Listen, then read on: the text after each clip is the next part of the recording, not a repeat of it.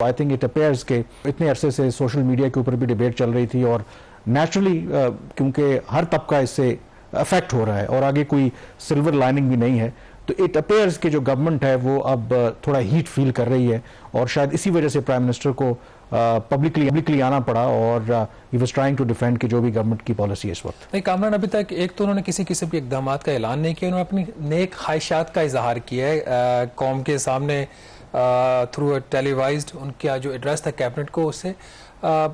उससे एक चीज़ तो बड़ी वाज़ेह है कि गवर्नमेंट इज़ अंडर प्रेशर और इसका क्रेडिट जहाँ पे मीडिया को जाता है, मीडिया ने कॉन्स्टेंटली इस इशू को हाईलाइट किया, वहाँ पे जमात इस्लामी को भी जाता है जो अभी तक एक हफ्ता हो गया वो धरने के ऊपर बैठे और बड़ा पीसफुली प्रोटेस्ट कर रहे हैं, लोगों के राइट्स के लिए बात कर रहे हैं। लेकिन फिर भी वज़ीर-ए-आज़म साहब ने जहाँ पे ये एक्नॉलेज किया कि लोगों को उसकी जो है वो काफ़ी तकालीफ हैं बिजली के बिलों की वजह से, बल्कि उन्होंने एक बात जो कही कि इवन कि हमने 200 यूनिट्स तक तो पहले रिलीफ दिया है 3 माह के लिए, जो 400 से 500 यूनिट्स के कंज्यूमर्स हैं उनके लिए भी काफ़ी मसाइल है। लेकिन वज़ीर-ए-आज़म के जो हाथ हैं कामरान वो काफ़ी हद तक बंधे हुए हैं, वो कुछ कर नहीं सकते। बट एक चीज़ जो सरप्राइजिंग थी और जो निगेट करती है उनकी गुड इंटेंशंस को, कि उन्होंने कहा जी कि ये जो IPPs का है और बिजली के बिलों का जो है चीज़ें, इसको उन्होंने एक सियासी एजेंडा करार दिया है which he should not have said, क्योंकि ये जेन्युइनली लोगों का प्रॉब्लम है और एक सियासी जमात है, डेफिनेटली वो उसका पॉलिटिकल एडवांटेज तो लेगी, लेकिन वो लोगों के जेन्युइन राइट्स के लिए बाहर निकली है, तो इस चीज़ को अप्रिशिएट करना चाहिए। उनको ये कहना चाहिए था कि मैं खुद उनसे बात करूंगा, बजाय इसके कि उन्होंने खुद बात करें या अपनी सीनियर जो कैबिनेट के लोग हैं उनको वैसे भी टीम इंस्टॉल की हुई है, जो भी जमातें होती हैं, सियासी जमातें हैं,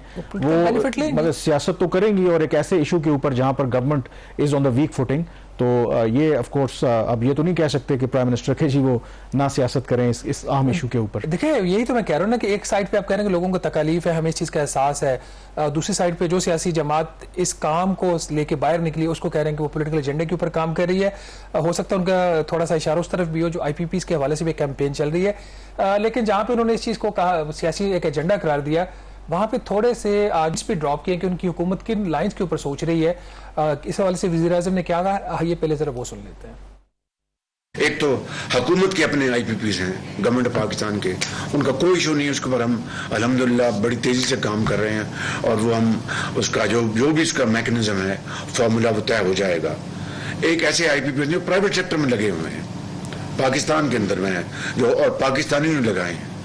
उसमें बगैर तफसील की जाए बाज़ IPPs ने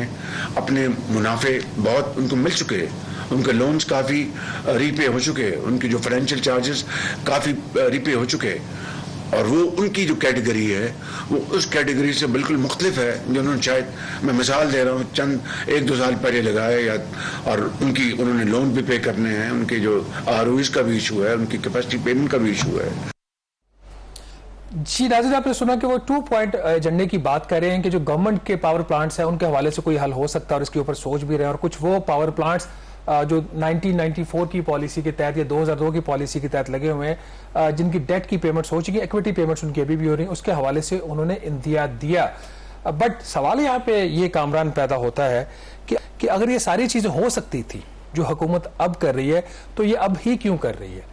इससे पहले क्यों रिस्पॉन्सिव नहीं थे, क्यों ये हर बात को टाल देते थे? एक इनको मैं भी सोल्यूशन दे देता हूँ, कोई रॉकेट साइंस नहीं, बल्कि हमारी जो डिबेट भी थी, स्पेशल प्रोग्राम था लास्ट वीक संडे को, उसके अंदर भी ये बात आई थी कि गवर्नमेंट के जो पावर प्लांट्स हैं उसके हवाले से तो गवर्नमेंट एक्शन ले सकती है ना, किस चीज़ का इंतजार है? एक चीज़ जिसके ऊपर हुकूमत बात करना नहीं चाहती और उसको अच्छा नहीं लगेगा कि लोग बात करें, लेकिन हम बात करेंगे कि अभी भी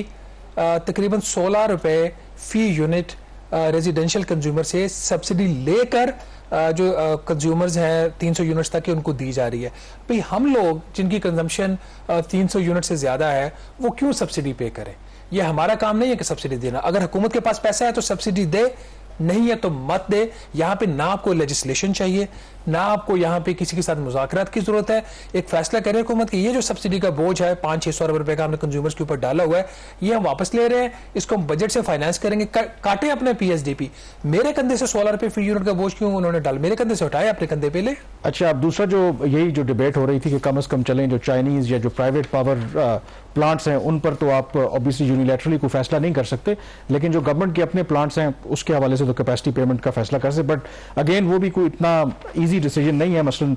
मिफ्ता इस्माइल साहब का मैं एक ट्वीट देख रहा था, ऑब्वियसली वो फाइनेंस मिनिस्टर रहे हैं, सारी चीज़ों से आगाह हैं। मसलन वो ये कह रहे थे कि पिछले एक साल में हमने कोई 1893 अरब रुपए कैपेसिटी पेमेंट की मद में जो पावर प्लांट्स हैं या मुख्तलिफ जो कंपनीज उनको दी हैं, लेकिन उसमें जो 79% है यानी कि 1495 अरब रुपए जो हैं वो या तो जो गवर्नमेंट ओन प्लांट्स हैं या जो फॉरेन चाइनीज जिसे कह सकते हैं, और बाकी पीछे थोड़े बच जाते हैं जो लोकली ओन्ड प्राइवेट वो हैं। और उसमें फिर दूसरा वो ये भी कह रहे थे कि मसलन जिस तरह बात होती है कि सबसे ज्यादा पेमेंट जो है जो न्यूक्लियर जो प्लांट्स है उनको की गई है, लेकिन उसमें वो ये तोजी पेश कर रहे थे कि जितनी भी वो कैपेसिटी पेमेंट की गई है वो एटॉमिक एनर्जी ने अपने पास नहीं रखी, वो जिस पैसे से लोन से प्लांट सेटअप हुए थे वो हमने वापस किए। तो मतलब वो ये कहने की कोशिश कर रहे थे कि मसलन आप एक गाड़ी लेते हैं 3 साल के लिए रेंट पे, और 1 साल चलाने के बाद आप ये कहते हैं कि जी मैं अब रेंट नहीं दूंगा इसका, तो फिर ऐसा मुमकिन नहीं है कि आप रेंट भी ना दें और फिर गाड़ी भी अपने पास रखें। तो उनका ये कहना है कि ये इतना इजी इशू नहीं है कि अगर आप कहें कि आराम से। मिफ्ता इस्माइल विकेट की एक तो दोनों तरफ खेल रहे हैं इस वक्त इस ट्वीट में। पहली बात ये कि उन्होंने ये जो ट्वीट किया और ये कैपेसिटी पेमेंट्स और ये अमाउंट्स दिए, ये कोई पहली दफा बात नहीं, ओरिजिनल ये ट्वीट गोहर एजाज साहब का, तो उन्होंने उसको फर्दर एक्सप्लेन कर दिया कि ये ऐसे ये सूरत हाल बनती है। दूसरा वो ये बात कर रहे जी आप किराए पे गाड़ी ले ली, 1 साल के बाद कहते जी हम 2 साल का किराया नहीं देते, ये सिंपलिस्ट एक किस्म की उन्होंने एक चीज यहाँ पे दे दी, ऐसा नहीं है। ये बात ठीक है कि आप जो कॉन्ट्रैक्ट्स हैं उनको इस स्टेज के ऊपर ओपन नहीं कर सकते, जो कि मैं खुद कई दफा ये बात कह चुका हूं कि वो जो असल बात हो रही है ना कि टेक और पे वाली सूरत हाल कि आप बिजली लो ना दो, लो या ना लो, आपने पैसे देने हैं, उससे आप उस क्लॉज के ऊपर चले जाओ कि बिजली लो और पैसे दो, ये इतना आसान नहीं। लेकिन गवर्नमेंट के जो प्लांट्स है उसकी हद तक तो ये हो सकता है ना, तो वो कर सकते हैं। ठीक है, आपके जो एनर्जी के खासतौर पर जो K2 है, K3 है, न्यूक्लियर पावर प्लांट्स जो पाकिस्तान एटॉमिक एनर्जी कमीशन की तरफ उन्होंने रेफर किया है, वो चाइनीज डेट से वो प्लांट्स लगाएंगे, तो चाइनीज डेट की रिपेमेंट तो आपने करनी है, तो हुकूमत उसके एक सोल्यूशन की तरफ जा रही है। आज प्राइम मिनिस्टर ने भी अपने उसमें जिक्र किया कि वो अब बात पब्लिक हो चुकी है, हमने वो स्टोरी की थी कि इनका जो लेटर है वो चाइना को डिलीवर हो चुका है, फिर फाइनेंस मिनिस्टर भी जो है वो चाइना से होके आए हैं, तो वो चीजें चल रही हैं रीप्रोफाइलिंग के हवाले से। बहरहाल कामरान जो असल इशू है ना, हुकूमत इस पर टाइम देती है, फौरी करती है, नहीं करती। मेरे पास कुछ एक्सक्लूसिव इन्फॉर्मेशन अभी हम इसको विदहोल्ड कर रहे हैं कि इनका एक्चुअली प्लान है कि वो बाद में मैं किसी स्टेज पे उस पर पहले स्टोरी करूंगा, उस पर भी काम की जरूरत है। लेकिन जो महंगाई है ना कामरान, जो असल चीज है, ये सारी चीजें ट्रांसलेट होती हैं आपकी महंगाई के नंबर में। और इस दफा जो पाकिस्तान ब्यूरो ऑफ स्टैटिस्टिक्स ने नंबर अनाउंस किया है जुलाई का, वो हमें उसका बड़ा हमें भी इंतजार था कि जो बजट आया, जो इन्फ्लेशनरी बजट हम कहते थे, वो किस हद तक लोगों को डैमेज करेगा। 1800 अरब रुपए के जो इजाफी टैक्स लगाए गए हैं इन्होंने। अब उसके अंदर यह है कि जो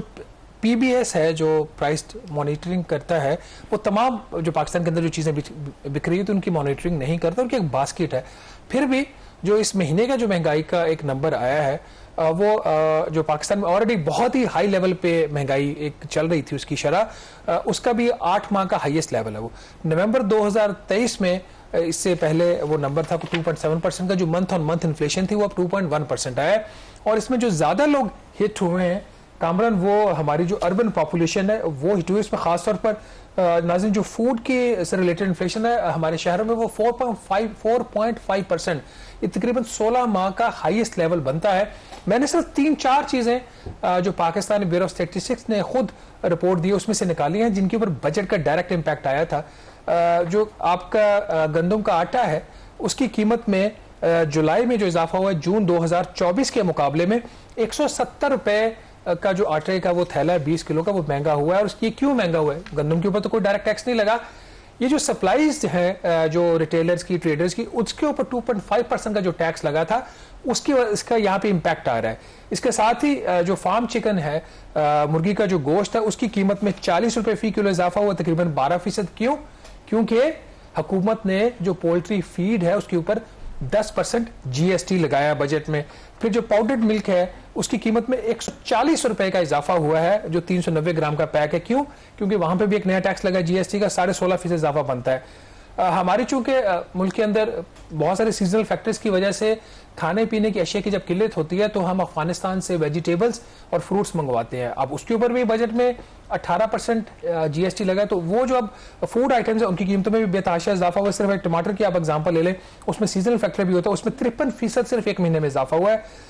चीनी, शुगर, अब शुगर का केस कामरान बड़ा ही इंटरेस्टिंग है। अब शुगर के ऊपर नया कोई डायरेक्ट टैक्स नहीं लगा उस तरीके से, एक फेडरल एक्साइज ड्यूटी लगी है, लेकिन वो जो उससे बनती है मसनूआ शुगर से, आपकी स्वीट शॉप्स हैं, आपके बेवरेजेस हैं, वहां पे उसका इम्पैक्ट आता है।